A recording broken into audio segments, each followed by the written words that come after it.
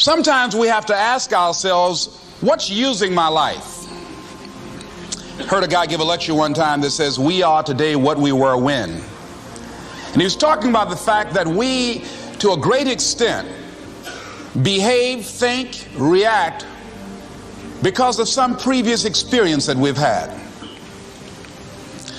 One of the things that we know about life is that it is always changing. Sometimes you're up, sometimes you're down.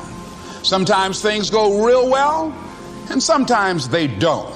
Sometimes you're happy, and sometimes you're sad. Now that's that thing called life. And when we begin to understand and know that, accepting that reality that we will never ever have things just on an even keel all the time, that you're going to have some ups and you're going to have some downs, but during those down moments, that's where the growth takes place. That's where the work is. See, anybody can feel good when they have their health, their bills are paid, they have happy relationships, business is successful. Anybody could be positive then. Anybody can have a larger vision then. Anybody can have faith under those kinds of circumstances. Am I correct? See, but the real challenge of growth, mentally, emotionally, and spiritually, comes when you get knocked down. Somebody said that adversity introduces a man to himself or a woman. How you handle it, that's where the growth takes place. When I was facing some challenges, I had a guy say something to me, and I suggest this is one of the first things that you want to do when you're facing a challenge. You want to get unstuck. Evaluate where you are. Look at it, assess yourself. Assess yourself and assess the situation. What brought you there? What role did you play? Earl Nightingale had a saying I like. He said, all of us are self-made, but only the successful will admit it. What has brought you to this point? What did you learn from it? Are you learning anything, or are you doing it over and over and over again? Somebody said that insanity is doing the same thing in the same way, expecting a different outcome. Are you going through it, or are you growing through it? Are you bigger and better because of it? Because it's not going to leave you until you grow through it.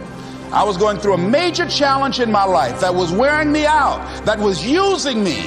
Well, you see, your mind is, you know, when you go into a service station to get gas, you don't go in there and just start pumping. When you push the lever up, it clears the previous bill. By the same token, if you want to begin to move, you've got to clear your mind of all the unnecessary luggage and baggage that's weighing us down. I couldn't move, I couldn't think about what am I going to do to get out of this situation, because I was so concerned about what happened and what he did to me and how bad it was. I was so stuck in that I couldn't even focus on what I should have done. Feeling sorry for myself and angry, and none of that was taking me anywhere. So pretty soon I learned through effort, made a conscious, deliberate, determined effort. I had to let it go. I had to forgive it. Let it go and begin to focus on developing myself. And I say to you, you're going to have people to do things to you. Things are going to happen to you. And the most important thing to do is to harness your will and let it go and move so you can grow, so you can get on with your life. It doesn't matter about what happens to you. What matters is, what are you going to do about it? All of us have experienced some tragedy, and if we haven't, we will. And you can either let it destroy your life, or you can build upon it. You can permit it to let it hold you down, or you can decide, I'm not going to let that happen to me. I'm bigger than this. Make a declaration to yourself. Declare all-out war that you're going to get out of this rut. I don't care how good you are. I don't care how talented you are. I don't care how much you work on yourself. There are some times when things aren't going to go right. They just are not going to go right. There are times when anything that can happen will happen. Murphy's Law will be knocking at your door. Why? I don't know why. That's called life.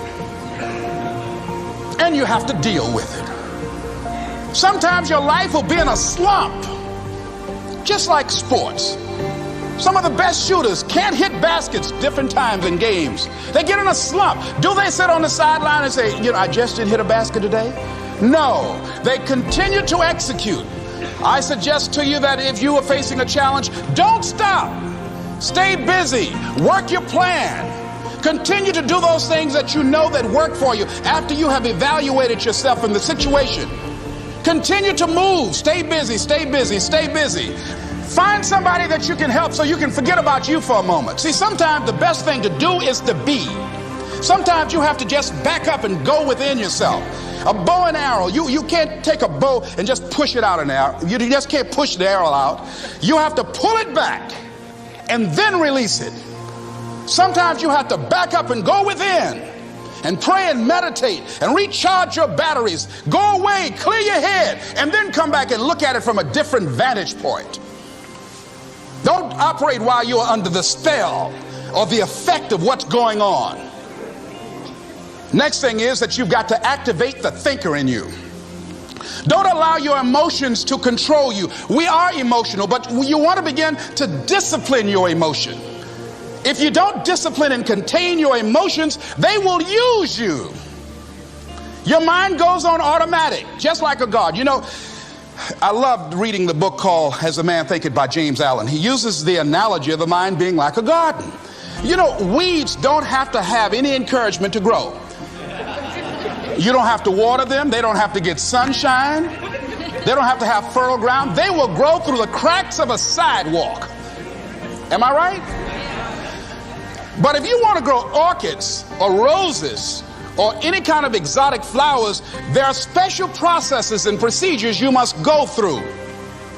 Well, by the same token, you don't have to force yourself or motivate yourself to think negatively, to be depressed, to hate somebody, to want revenge, to want to get back at somebody, to beat yourself up over the head, to feel loaded with guilt. You don't have to make any effort to do that. Your mind is on automatic. It will do that by itself. But if you want to begin to move into your own personal greatness, if you want to begin to really enjoy a happy, successful, healthy life, you've got to be willing to go against the tide. You've got to be willing to harness your will and say, in spite of this, I'm in control here. I'm not going to let this get me down. I'm not going to let this destroy me. I'm coming back, and I'll be stronger and better because of it. You have got to make a declaration that this is what you stand for. You're standing up for your dreams. You're standing up for peace of mind. You're standing up for health.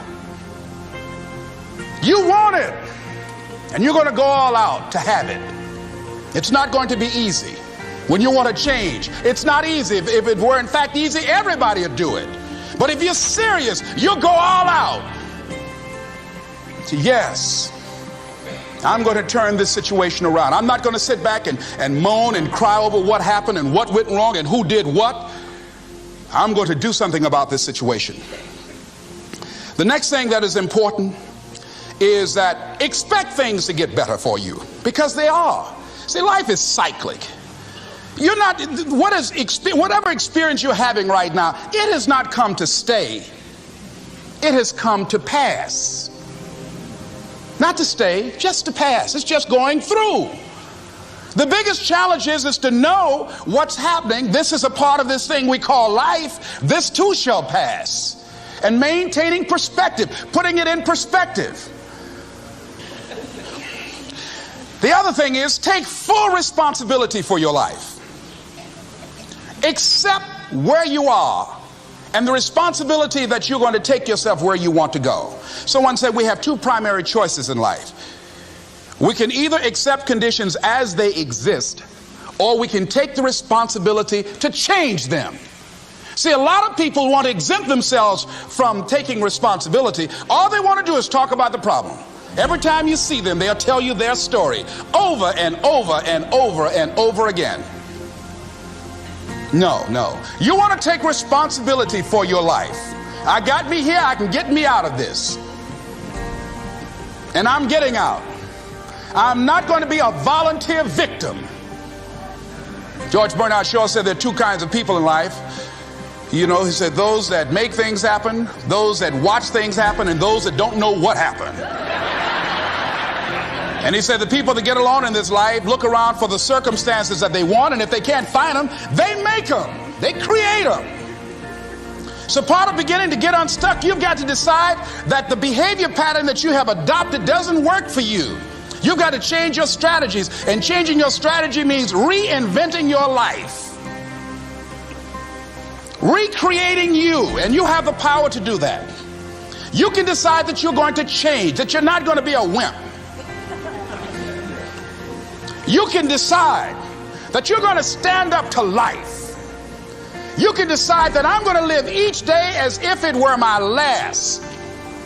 You have the power to make that decision. You can decide I'm going to work on myself and develop myself. I'm going to empower me. And all of these things that are happening to me right now, they're just temporary inconveniences. They're not stronger than I am. I'm in charge here.